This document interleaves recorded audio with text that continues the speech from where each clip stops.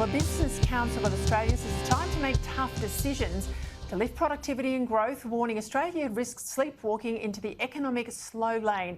BCA Chief Executive Jennifer Westacott has released a 6-point discussion plan which includes calls for tax reform and a move to a low-carbon economy. Let's discuss it now with my economics panel, business commentator Terry McCrann and founder of Switzer.com.au, Peter Switzer. Terry, I'll start with you. We've heard calls for reform before, big business going out for reform, but then they disappear when the hard work is there to sell it to the Australian people. What did you make of the BCA's report today? I have to say, Peter, I wasn't that impressed. Yes, it's all very well to call for reform. It's all very well to say we have this glorious future ahead of us if we embrace reform. But the one fundamental thing that we keep getting hung up on is the fundamental thing that we need for a very effective economy, for a very productive economy, and that's low-priced power, low-priced electricity. So all the nonsense that the BCA and others go on about how we want to have reform, yes, but we want to impose this great burden on industry and on consumers, which is unreliable power and expensive power. So, yes, I'd like to see reform, but I'd like to see it start with electricity. Well, let's talk about other reform. You know, people could look at the government's term and say there hasn't been a lot of economic reform, Peter Switzer.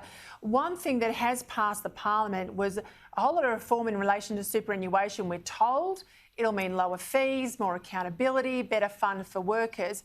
Paul Kelly, who's no slouch in the Australian, has labelled it defining reform. Do you agree?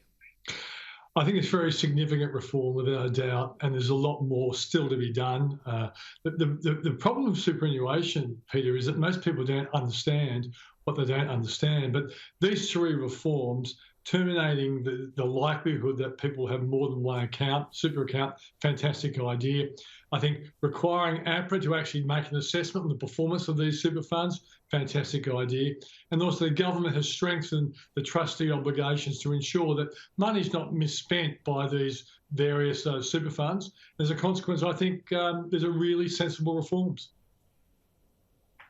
What do you make of this, Terry? Accounting giant Deloitte's today have announced that they're going to get rid of the 9-to-5 workday. The CEO, Adam Powick, has said staff get to choose now their own hours on a daily basis to best suit them, their team, their clients, and perhaps what's going on at home. Now, is this going to be a fad, or do you reckon this is going to be where business across the board starts to go post-pandemic? I'm going to have a bet each way, Peter, because Adam is a very dynamic personality. He's come into this from the consulting side of the business. He's not an old-style, traditional chartered accountant. And so his focus is very much on getting results and getting effective structures in place that achieve results, given that consulting background. But I'll have a bet each way on the basis that let's see how it plays out. It sounds like it's the most sensible response to the last 12 months that we've had and the very extraordinary circumstances we still find ourselves in with the virus. But, you know, there really is a need for having people work out of offices. But obviously the ability for people to self-generate and to be very effective working offline, so to speak, I think is also. So we'll see how this actually plays out as we go through the next 1 or 2 years. Yeah, I don't know. I grew up in recession period, left school during a recession, so I sort of think it's your job to be grateful to be employed, not the other way around. But anyway, maybe I'm getting too old now.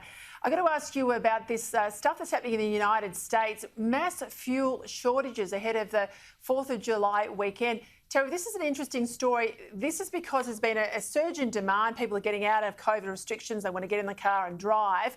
But because of COVID and we didn't need fuel, all the people who used to drive the trucks have quit. They're working somewhere else. So they can't get the truck drivers. This is the mechanics of COVID. Yeah, it's an unbelievable story, but it's the kind of thing that happens when you dislocate an economy.